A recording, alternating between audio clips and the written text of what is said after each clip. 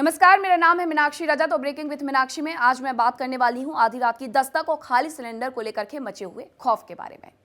कल्पना कीजिए, बाहर पूरे तरीके से अंधेरा है, आधी रात का समय है और अचानक खबर आती है कि कल से आपके घर का चूल्हा नहीं जलेगा। क्या होगा?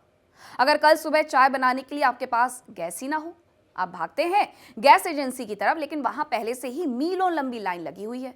लोग आपस में भिड़ रहे हैं, चिल्ला रहे हैं। एजेंसी के बाहर एक बोर्ड भी लटका है जिस पर लिखा है स्टॉक खत्म है। ये कोई फिल्मी डरावनी कहानी का सीन नहीं है, बल्कि आज भारत के कई शहरों की गलियों में यही सस्पेंस और यही डर फैला हुआ है। आखिर ये मारामारी मची क्यों है और क्या वाकई हम एक ऐसे संकट की ओर बढ़ रहे हैं जहां पैसा होने के बावजूद सिलेंडर नहीं मिलेगा? आज की इस वीडियो में हम उस खौफनाक सच का पर्दाफाश करेंगे जिससे शायद किसी न्यूज चैनल ने आपको पूरी तरीके से सच के तौर पर समझाया हो। जड़ें भारत की गलियों में नहीं, बल्कि हजारों मील ईरान और इजराइल के रेगिस्तानों में दबी हुई नजर आती हैं। वहां मिसाइलें चल रही हैं, ड्रोन हमले हो रहे हैं और समंदर में बारूद की गंध है। लेकिन आप सोच रहे होंगे कि वहां की जंग से आपकी रसोई का आखिरकार क्या लेना देना है। सच ये है कि भारत अपनी जरूरत की आधी से ज्यादा गैस समंदर के इन्हीं रास्तों से मंगवाता है जो आज युद्ध का मैदान बने हुए हैं। स्ट्रेट ऑफ हॉर्मुज, ये वो पतला सा समुद्री रास्ता है जहां ईरान का कब्जा है। अगर ईरान ने इस रास्ते को बंद कर दिया, जैसा वो कह रहा है कि उसने बंद कर दिया, तो भारत आने वाले गैस के जहाज वहीं पर फंस जाएंगे। सोचिए, अगर हफ्तों तक सप्लाई रुक गई तो क्या होगा? यही वो सस्पेंस है जिसने बड़े बड़े एक्सपर्ट्स की रातों की नींद उड़ा दी है। कच्चे तेल और गैस की कीमतें रॉकेट की तरह फायर होती जा रही हैं और इसी अनिश्चितता ने आम आदमी के मन में एक ही सवाल छोड़ दिया है, क्या मेरा अगला सिलेंडर घर आ पाएगा या नहीं आ पाएगा?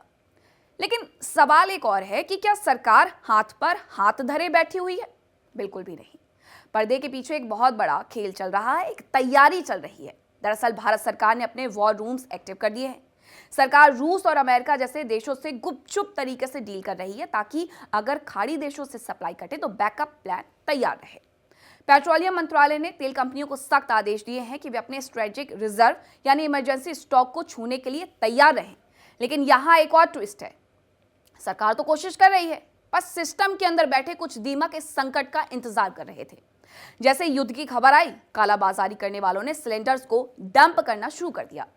वे चाहते हैं कि बाजार में हाहाकार मचे ताकि वे 1100 का सिलेंडर 2000 में या 3000 में बेच सकें। ये जो आप लाइनों में लगातार धक्का मुक्की देख रहे हैं, ये सिर्फ कमी की वजह से नहीं है, बल्कि उस आर्टिफिशियल किल्लत की वजह से है जिसे कुछ लालची लोगों ने बढ़ावा दिया है। अभी की हकीकत क्या है वो जरा जान लीजिए। स्थिति तनावपूर्ण है, लेकिन नियंत्रण से बाहर नहीं है। युद्ध की वजह से शिपिंग का किराया और इंश्योरेंस महंगा हो गया है, जिसकी वजह से आपके घर तक सिलेंडर पहुंचने में जो पहले 2 दिन लगते थे, अब वो दिन आगे बढ़ सकते हैं। इसी देरी को लोग गैस खत्म समझ रहे हैं और पैनिक में आकर के 2-2, 3-3 सिलेंडर्स बुक करवा रहे हैं। याद रखिएगा कि आपकी ये घबराहट ही उन कालाबाजारी करने वालों की ताकत है। अगर आज हम सब ने डर कर जरूरत से ज्यादा स्टॉक करना शुरू कर दिया तो वाकई में देश में एक बड़ा संकट खड़ा हो जाएगा। स्थिति गंभीर है क्योंकि युद्ध कब रुकेगा ये कोई नहीं जानता, और अगर ये जंग लंबी खिंच गई तो आने वाले महीने और भी ज्यादा मुश्किल भरे हो सकते हैं।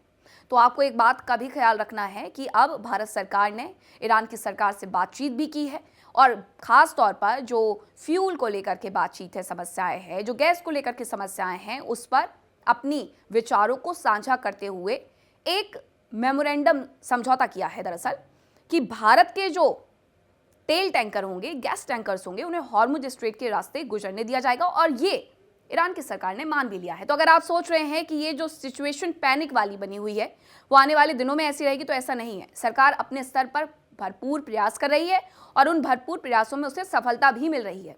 तो दोस्तों, सच यही है कि सिलेंडर की मारामारी के पीछे आधा सच युद्ध है, आधा सच आपका और हमारा डर है। सरकार अपनी तरफ से पूरी ताकत लगा रही है कि सप्लाई ना रुके, लेकिन जीत तभी होगी जब हम अफवाहों का शिकार ना बने। अगर आपको कोई कहे कि कल से गैस बंद होने वाली है तो बिना आधिकारिक जानकारी के उस पर भरोसा बिल्कुल मत करिएगा। यह देश और आपकी रसोई तभी सुरक्षित रहेंगी जब हम संयम रखेंगे। क्या आपको भी अपने इलाके में सिलेंडर मिलने में दिक्कत हो रही है? या क्या आपको भी लगता है कि कीमतें और बढ़ेंगी? अपनी राय कमेंट में जरूर बताइएगा, क्योंकि आपका एक कमेंट किसी और को जागरूक कर सकता है। सावधान रहिए, सुरक्षित रहिए और अपना बहुत बहुत ख्याल रखिए। और ऐसी ही तमाम खबरों के लिए बने रहिए ब्रेकिंग विथ मीनाक्षी के साथ। नमस्कार।